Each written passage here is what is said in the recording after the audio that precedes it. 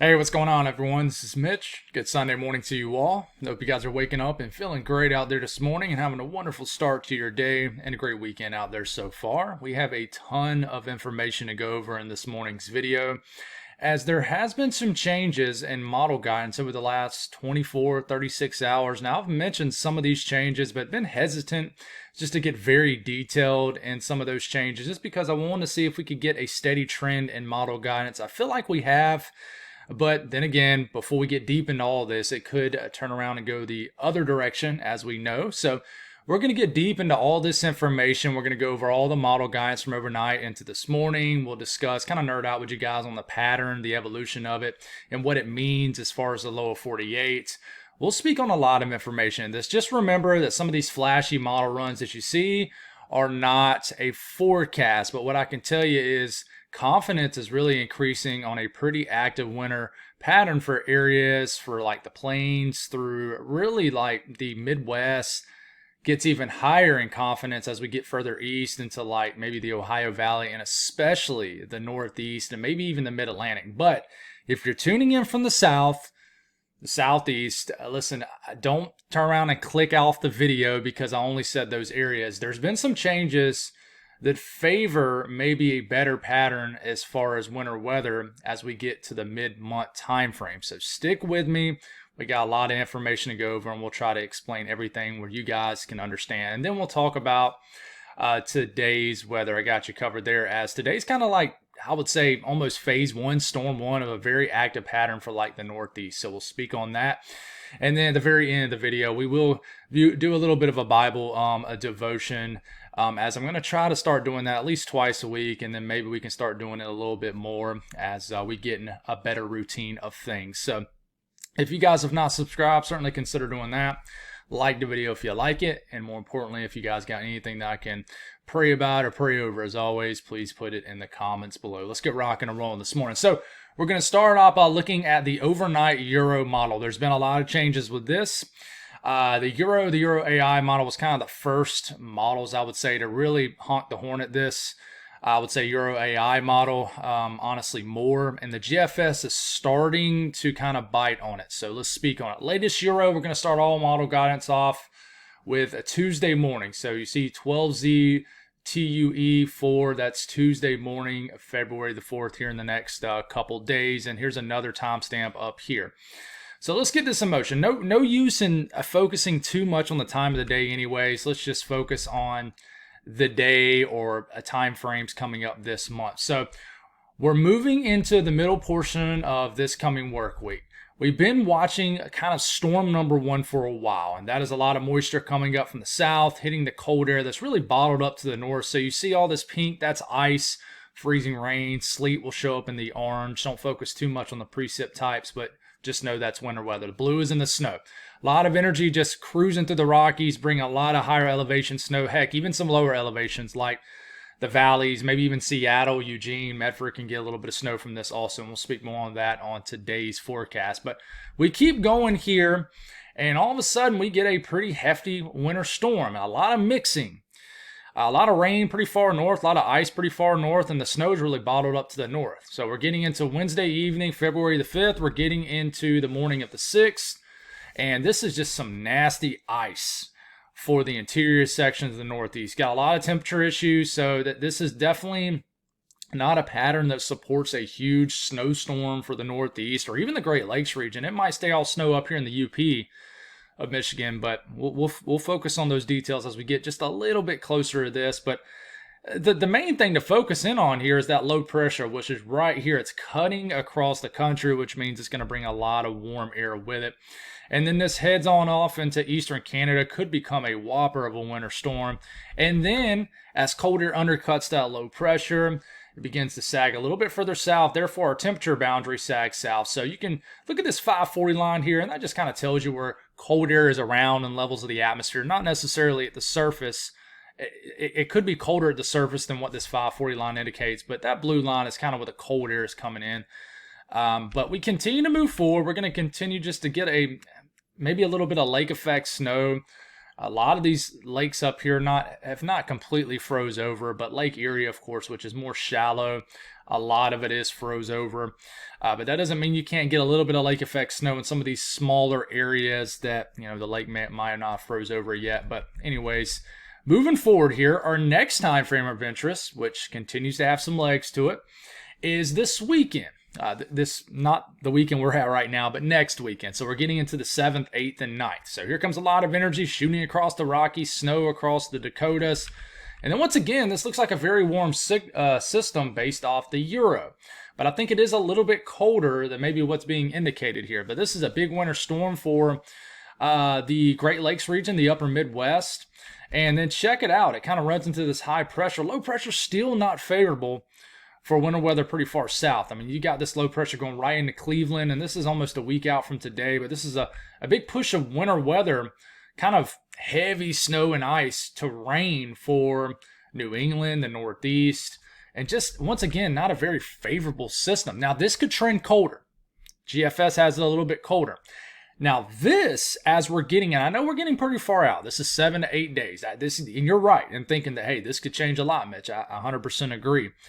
Cold air really comes down after this, and model guidance is really starting to bite in on this. And then the boundary sags south. When I say boundary, I'm meaning like kind of the road or where these low pressures track, with cold air coming in a little bit further south. So we start to get between that day 7 and 10 time frame. We're getting a little bit closer to like Valentine's Day. It's like the 10th, 11th, and then listen. And when I say this, I mean it. All model guidance is pretty much biting into this day 10 or day 11 threat. All of a sudden, a lot of cold air sags south at this point, so we're getting winter weather much further south. We get this big winter storm breaking out across the middle of the country, and then this turns into a huge winter storm for Tennessee. I mean, even northern Georgia, areas of the Carolinas, especially North Carolina. And then check this out, and I'll just get a little bit closer. This is your classic looking track for a big time eastern U.S. system. We got big time cold air damming happening. And there's, you know me, I like to get too detailed sometimes. But this is like day 10-ish, day 11.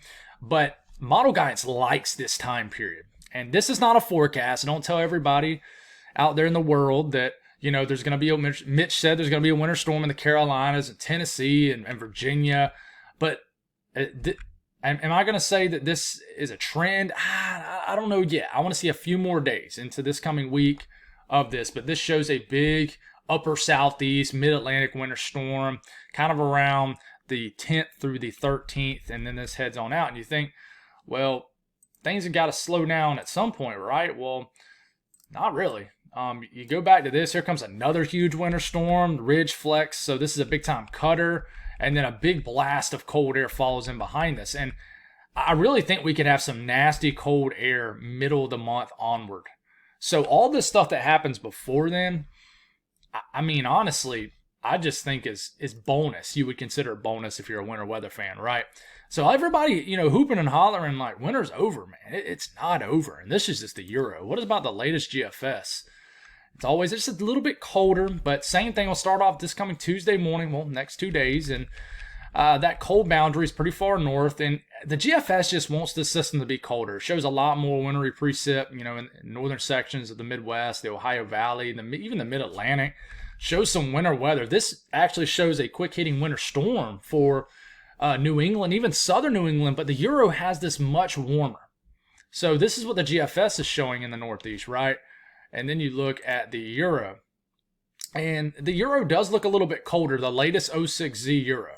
But it still is just winter weather going basically into rain. Let's go back to the GFS here and let's keep this going. A little bit of a quiet period, and then here comes that system of interest as we're getting into this coming weekend. Big plume of moist air pushing north. It's quieting down a little bit for the Rockies, and this hits that cold air, and all of a sudden, here comes a winter storm breaking out. I mean, from like Detroit, maybe some snow in Chicago, not a forecast. It has snow all the way into southern New England. New York City's kind of right on that line of cold and warm air. But this would be an impactful winter storm for the Northeast. And then all eyes, in my opinion, because I'm a little bit further south, really begin to focus in after that kind of day 7 time period. So that thermal boundary begins to kind of set up a little bit further south. Arctic air to the north, warm, moist air out the Gulf to the south. And then here comes the latest GFS, wanting to break out more winter weather between day 7 and 10. Like this is the 10th, for example, of February. And then the cold air comes in even further south. And all of a sudden, guess what the GFS likes? It loves that 11th through the 13th time frame. Brings a ton of moisture, and then you got a winter storm breaking out for some of the same similar regions that the Euro is showing in that same time frame, right before Valentine's Day. And we keep this going, turns into a big winter storm, and then after that, kind of does what the Euro does in the longer range, flexes the ridge temporarily, and then drops the Arctic hammer right behind it, and at the very end of the run shows another winter storm for areas of the eastern U.S. And then let's show the Euro AI, and then I just want to kind of talk on all this model, guys, that I'm showing you. So, listen, I want to, and honestly, I should lead off with the Euro AI model, but I'm hesitant to do that because it could be wrong.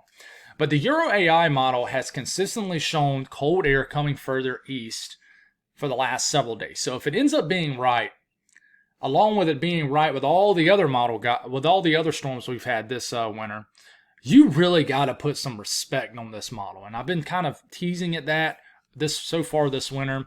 But remember, as I show you this, the Euro AI model only shows precipitation in green. It doesn't show if it's snow, if it's ice. So I kind of have to break that down for you guys as we go. So as we continue to move forward, it shows that midweek storm system. There it is. That's that midweek system. And if you look really, really closely here, let's see if I can draw on this, and let's make it a little bit smaller. So if you look really closely, you see this little line right here. That's that 0 degrees Celsius line, the upper levels of the atmosphere. That's at 850 millibars right here. So that's about 4,000 to 6,000, about a mile up in the air above your head. So that's 32 degree Fahrenheit line, 32 degrees, 4,000 to 6,000 feet up in the air, give or take 1,000 feet. Okay, so that does mean a lot, and I'll try to explain that to you. But we continue to move forward here. First system, here comes that second system this weekend. All model guidance has both systems. So the way we always break things down is we kind of sniff out a pattern, right? And we try to find that storm system. And once we find it, lock it in, that's when we start to bring the details into the picture. So we're locking in 2 storm systems right now, one this week and then one this weekend. And here comes the one this weekend.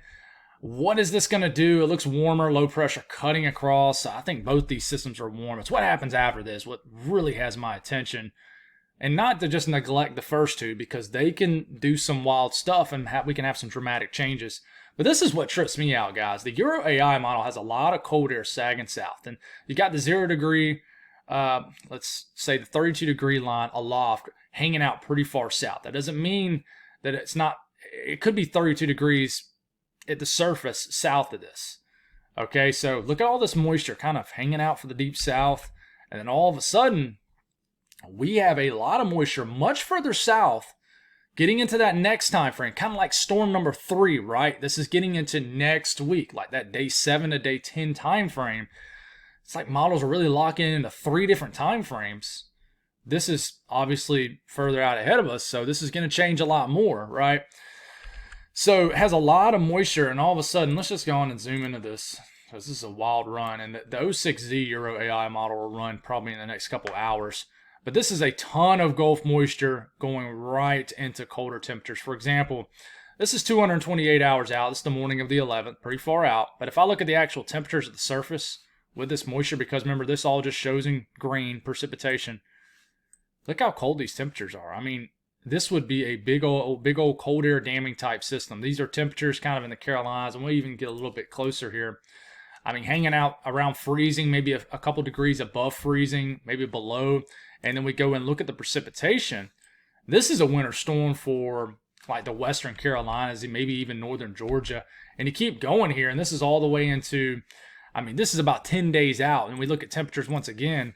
I mean, look how cold. I mean, it is borderline major winter storm. In fact, if you go back and look at this, with this being the 0 degrees Celsius line, 4,000 to 6,000 feet up, that tells us that we have colder air just above our heads in these areas than we do at the surface. So this would actually be heavy, wet snow probably right into here. Charlotte, not a forecast. But I'm showing you this and getting a little bit detailed for a reason, and that is because The Euro AI model has been liking this time period for even areas pretty far south for a few days now. Okay, so if something ends up happening around the 11th through the 13th, you can say, hey, the Euro AI model sniffed this out first, and then this just pulls a ton of moisture from the south into this area, and this just turns into a huge winter storm. I mean, you stop it right there, you look at temperatures. I mean, that is a whopper of a winter storm for areas of the upper southeast, the mid-Atlantic. Huge winter storm for the mountains of North Carolina.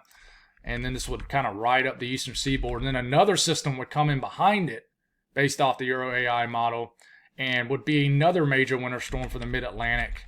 And yeah, so and a lot of cold air kind of falls in behind this. For example, let's look at that.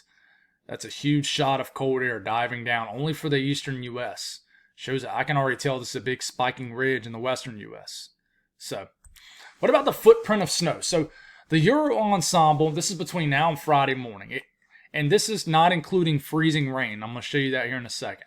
It really likes that footprint of snow mainly up into here. Okay, obviously including the Rockies too. Not really much of anything going on down here. So this is just between now and this coming Friday, February the 7th. Watch how everything sags south. Once we get to that day 10 time frame. So this is day 10. Look how it's an increased for the northeast. Starting to see it inch a little bit further south. Okay, and let's go past this time frame all the way through the rest of the run here. 360 hours out. Takes us to about mid-month. And you're starting to see this creep much further south now. Okay, and it's just adding up for the northeast. A lot of people are talking, I don't think they're comparing it necessarily to February 2015 when we had that snow blitz in the northeast. I think that this could potentially be a mini version of that, very mini version. It's hard to compare it to something crazy like that. But there is an opportunity here for the northeast, even areas in the mid-Atlantic, to get hit over and over and over again. Heck, even the Great Lakes region, kind of the shorter range. You guys have already been hit multiple times or just over the last week. So there's that. All right, pretty stout signal. I know from areas to the south, southeast, you're like, man, that don't look like much for us. But listen, there's something kind of underneath all this that you can't really see, and that is ice. And I'll show you that here in a second. And then the GFS ensemble, which I'm not sure if it's completely ran yet, but let's go on and take it all the way through. Yeah, it's 318 hours out. And this is honestly as far out as we need to go. But one thing you'll notice here, let's back it up a little bit. This is about through Tuesday morning, the 11th. Watch how you have this little signal that kind of blossoms right here in the Carolinas and Georgia that picks up on that storm system we've been talking about a lot, that third one, kind of around the 11th through the 13th that we've been kind of discussing. But you can tell, it just continues to grow the signal for the northeast. Mid-Atlantic, there's some questions here. And then the plains still got a signal too. But, if we look at the ice signal, guys, this is what's kind of alarming. This is between now and, I would say about Monday, next Monday. So the 10th. Watch how the ice signal really increases as we start to move to that time frame of interest, right? That third system for the south, further south, I would say. You see how that ice signal begins to increase all the way in the northern South Carolina.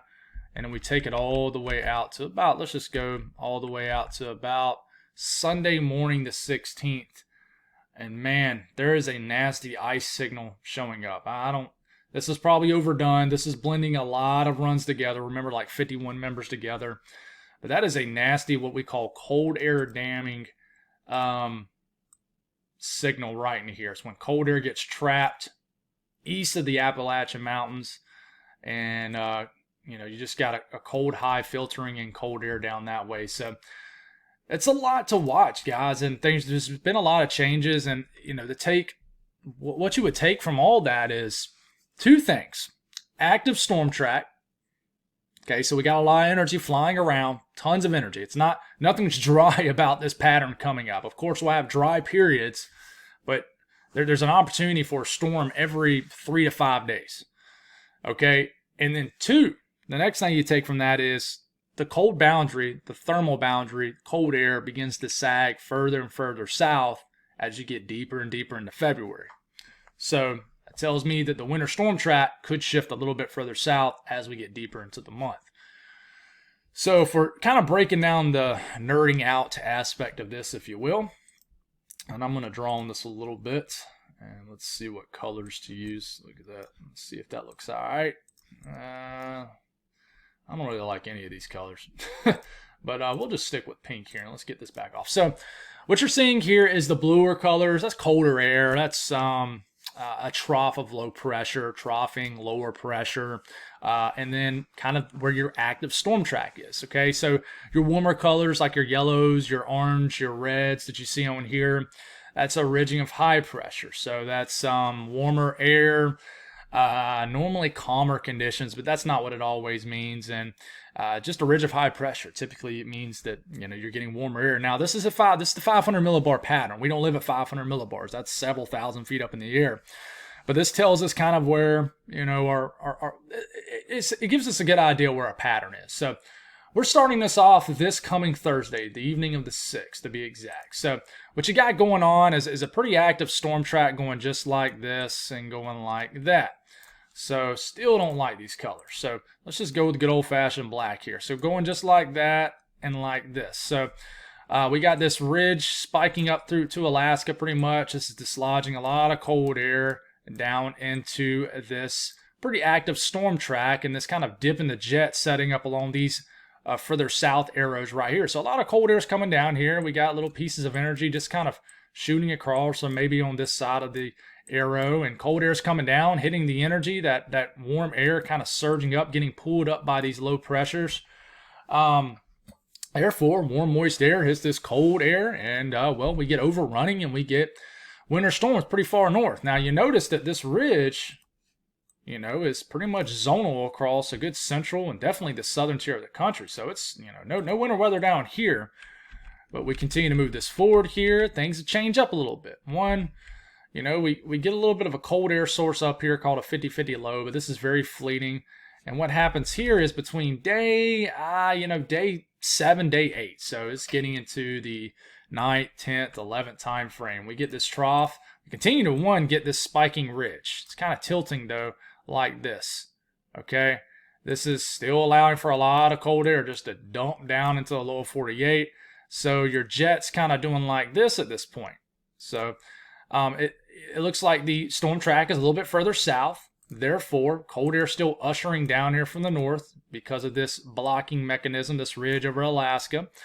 So storm track going like this, a little bit further south. You might have an avenue where you get some winter weather a little bit further south.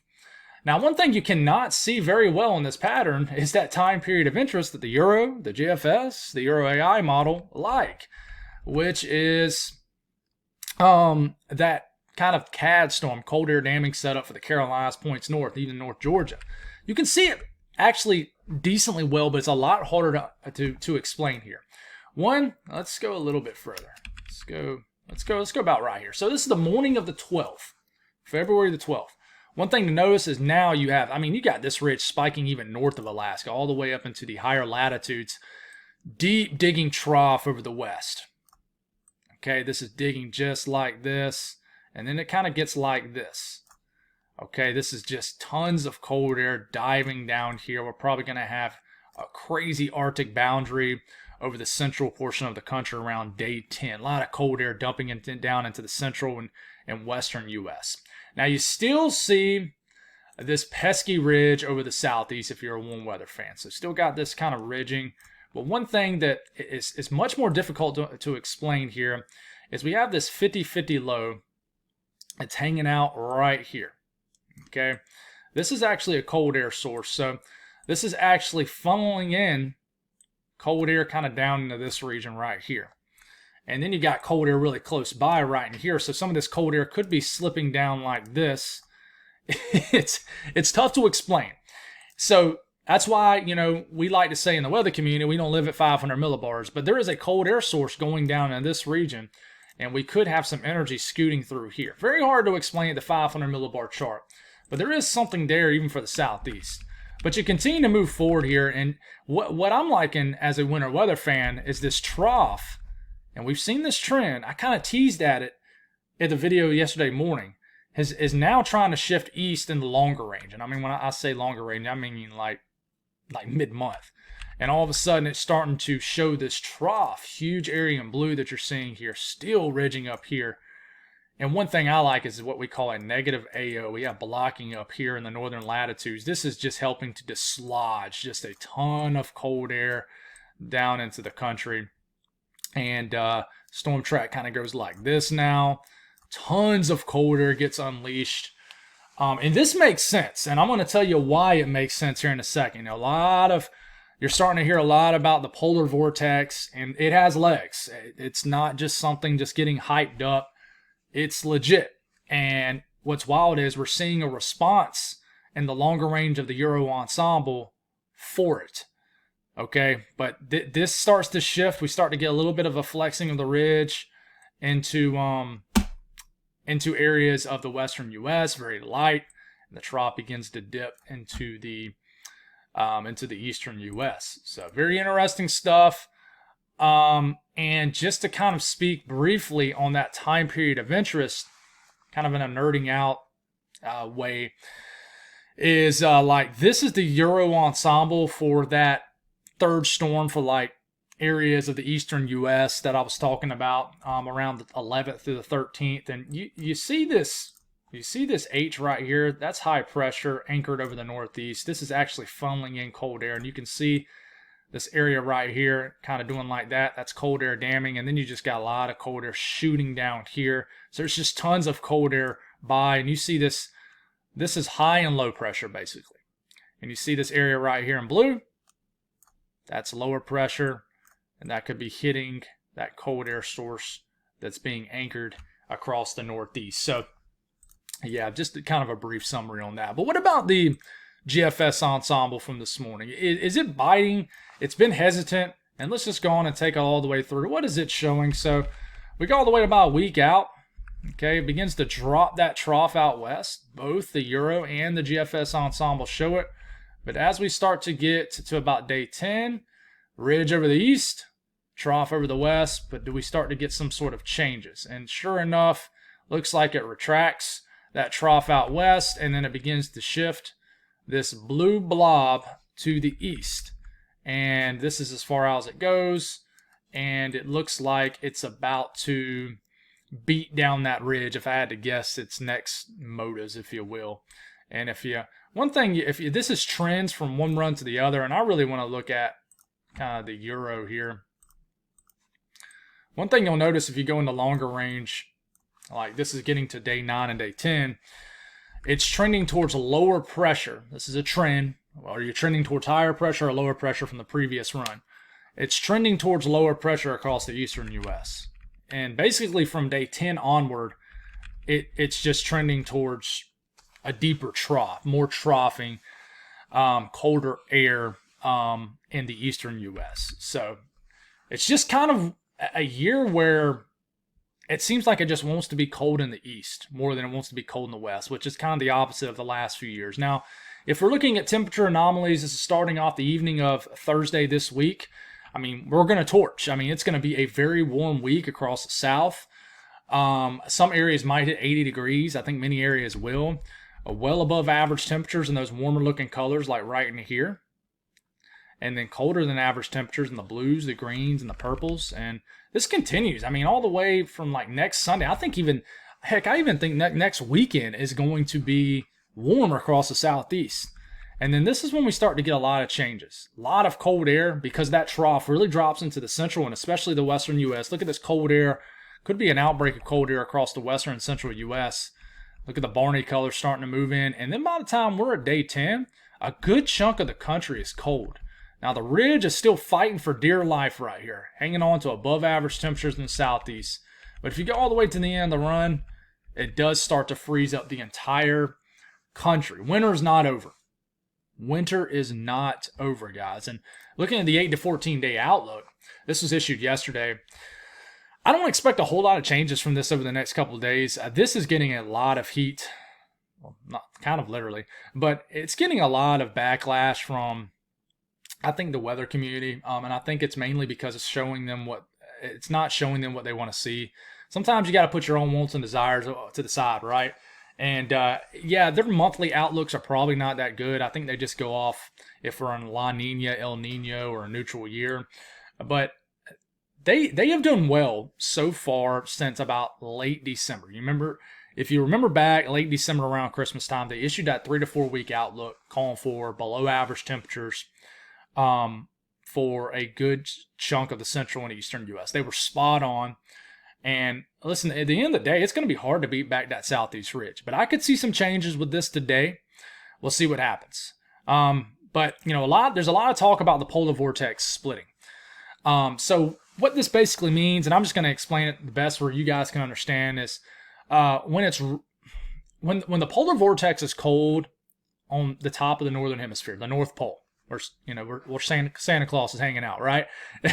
When it's cold up there, that means the polar vortex is strong, which means we're probably not getting a lot of cold air getting dislodged in the lower latitudes, whether that's over Asia, whether that's over the North America, whatever it may be. When it's weakened, that means it has an opportunity to maybe split, gets dislodged. And that's what happens, as we start to get into, about a week, about the day 7 to 10 time frame, watch what happens here. You can already see it, right? So we're getting this split of the lobe, all right? So we got dislodgement right here and right there. And it's weakening right into here. We're getting a little bit more ridging in place. So this is dislodging cold air somewhere. It's got to go somewhere. In this case, okay, we're over here. Most people, I think, that are tuning in are in the lower 48. So cold air is getting dislodged down into Canada, down into the lower 48. Where exactly does it go? You keep going here, it gets fully detached. And it looks like it wants to head more so over the eastern U.S. Now, a lot of people, this is at 10 millibars. This is like way, way up there, like over 40, 50,000 feet up in the air, okay? So it's going to take a while for this cold air to kind of make it down to the surface, to kind of wrap down this trough and kind of head on down, to the lower 48. But I think what we're seeing at the very end of the run of like the Euro ensemble, and heck, even the operational runs, which is like a lot of cold air dropping down. And look at this. Even at the very end of the run, it kind of readjusts itself and drops a lot of cold air. What we're seeing here is maybe kind of the consequences, if you will, of that dislodgement of cold air from the higher latitudes. So I still don't think that we don't see the downstream effects of this until like 3rd, 4th week of February at least, in my opinion. Which I know February is a shorter month, maybe even early March. So we'll see what happens. But we still, if you're in the eastern U.S., really the southeast, the south, you still need this right here. And this is MJO phases. And what I'll explain to you really fast here is phase 3, 4, 5, and 6, and even 7 for, 7's kind of a middle ground one, but phase 3, 4, 5, and 6 are warm phases for a good chunk of the country, especially the eastern U.S., southeastern U.S. Doesn't mean you can't get winter weather. It's harder to do so. Once you get into 7, 8, 1, and 2, okay, 7, 8, 1, 2, especially 8, 1, and 2. 7's kind of, maybe favors more cold air further west.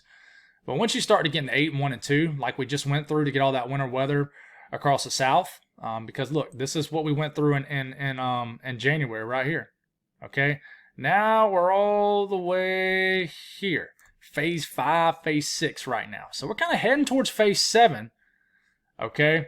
Which favors, I would say, cold air getting dislodged at least into the central U.S. But if you look right here, like this is February 1, that little 1 you see right there. This is February 3rd. Okay, what happens after that? We start to get... this is like February 11th, 13th, 15th. So mid-month, we're around in phase 7. Are we going to eventually kind of ooze into phase 8?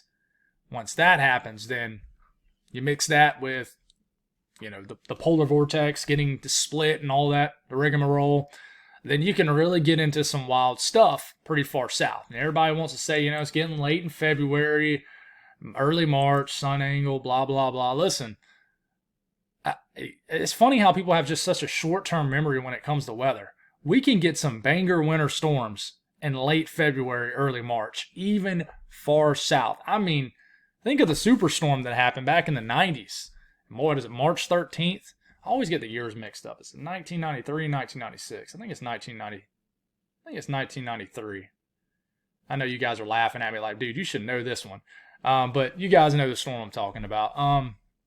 But you know, the one that dropped just a ridiculous amount of snow up through Alabama, and from the mountains of, just a lot of snow for a lot of areas in the middle of March. So wild stuff can happen, guys. You guys should know that. But anyways, that's an update on that. I have a feeling that we're going to start, as we get probably later this work week, probably start doubling up videos a lot. Heck, maybe sooner. But today's weather, we got a pretty aggressive clipper flying across the Great Lakes region right now.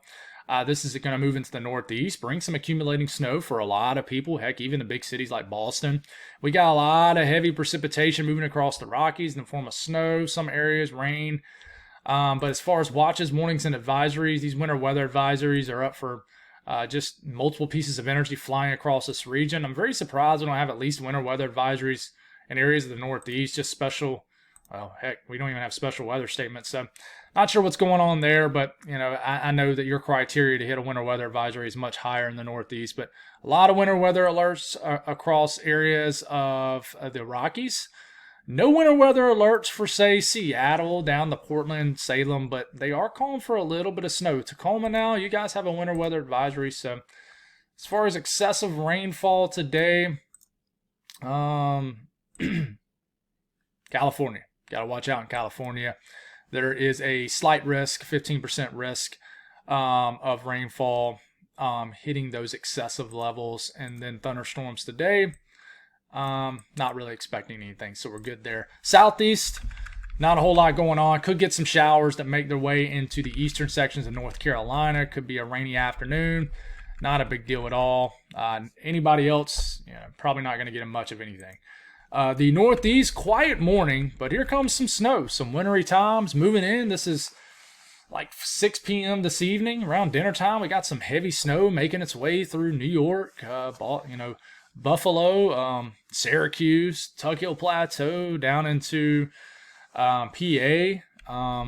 We start to make it into later this evening. It's around 9 p.m. Heavy snow begins to move into the Berkshires, the Catskills, the Adirondacks. Heavier snow moving into Vermont.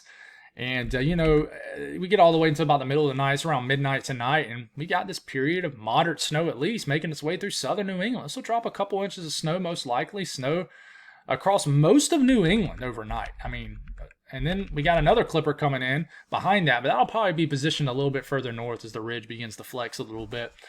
But, these clippers can bring a very pretty snow, a nice festive snow. It's normally not a high-impact event for the most part. But just, I would say, a few inches of snow across the entire state of Maine. Some areas a little bit more.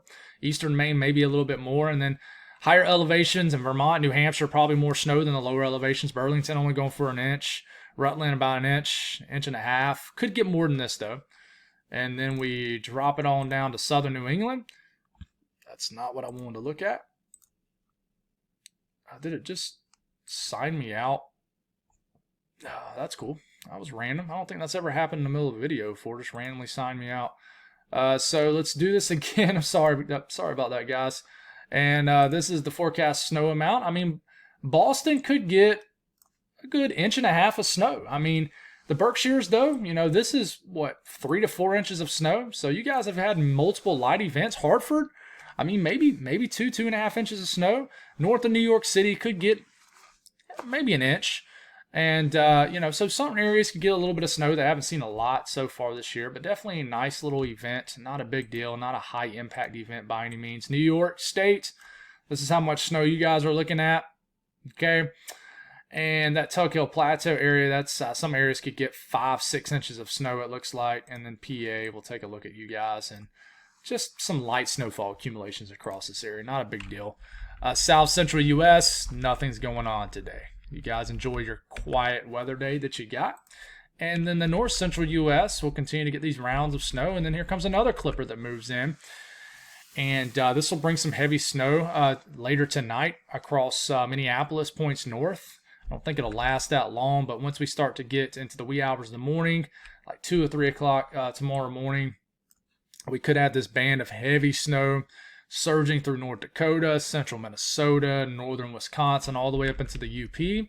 And this will drop a few to maybe as much as several inches of snow, depending on where you live. And we'll kind of go back to this and we'll look at that. We'll show you North Dakota, which is how much snow you could get over the next 48 hours. Bismarck, get 3 to 4 inches of snow. West Fargo, 2 to 3. We take it on down to South Dakota. This is what you're looking like. It looks like the northern counties of South Dakota will be who really gets hit. Aberdeen, 3.5 inches of snow. And then we take it to Minnesota. It's really just going to be for the central sections of the state. North and south won't get much. Minneapolis, maybe around 2 inches. St. Cloud, 2 to 3. Western sections of the state, maybe 3 to 4 inches of snow. And then we take it into Wisconsin. And Green Bay could get 2.5 inches of snow.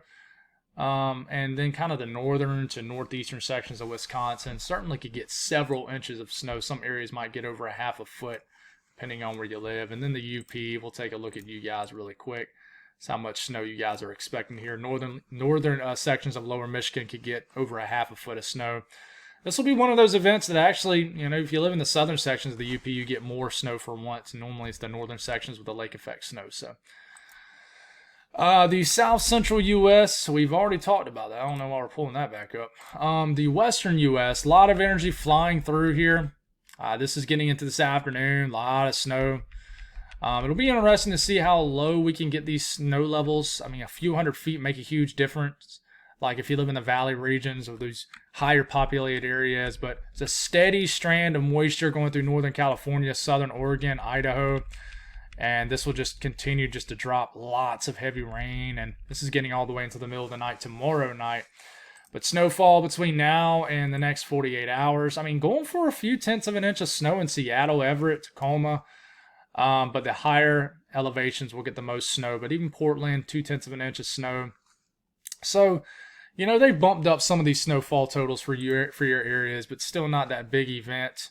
And the valley floors could get a little bit of snow, but it's mainly the coastal range, Cascades, etc. And then we go on down to Northern California. Sierra Nevada will get a good bit of snow in the mountains of Northern California. And then just precipitation in general, a lot of it in this region. I mean, if you live in that yellow area, that's over 4 inches of precipitation. For a lot of these areas, it will be rain.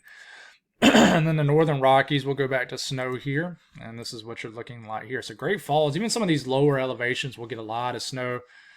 Billings, over 10 inches of snow from this. So this is definitely a lower elevation type event. Temperatures, what you're looking at, big time temperature gradient. Northeast froze up. You get into the mid-Atlantic, still cold. Get down to the southeast, southern sections of the country. Southern Plains, very warm. 70s and 80s across Texas today. Look at Amarillo, well into the mid to upper 70s. Widespread 80s in Texas today. But there is a nasty temperature gradient up here where you go from like the 60s in western Nebraska to, well below freezing just up the road in South Dakota. So Southwest is baking, feeling pretty nice. The cold air is just really bottled up here. You get into the central to southern Rockies, you get to above average temperatures. So, folks, that's all I got. A lot going on. I think there's about to be a lot more going on. It's been a nice rest and break, but I do think that things are going to change pretty quick over the next week. It'll be a big week of watching what's next as we get deeper into February. God bless all y'all. Almost forgot. Let's do a little devotion. So let's go on and flip it back to this so I know where to put my timestamp in the video. But I've been trying to do this. It's the second time doing this, folks. I'm going to be a little bit rusty doing this for sure.